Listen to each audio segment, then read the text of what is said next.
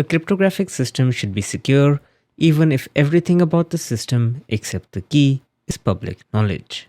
This is known as Kerckhoff's principle. You might not believe it, but this principle is actually from 1883 when it was proposed as a part of a bigger set of design rules for military ciphers. While not all of those rules still apply, it is quite impressive that this principle in particular is critical to how modern software engineering operates.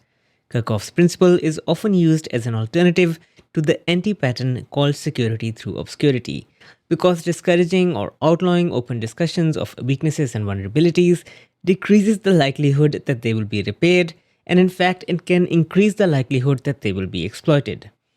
Most modern organizations agree with the Kerckhoff principle, even though they will not necessarily open source their code bases, because after all, maintaining ownership of certain systems does give them a competitive advantage.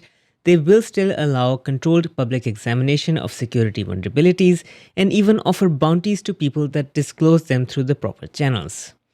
The long history of cryptography and cryptanalysis has shown time and time again that open discussion and analysis of algorithms exposes weaknesses not thought of by the original authors and thereby leads to better and more secure systems.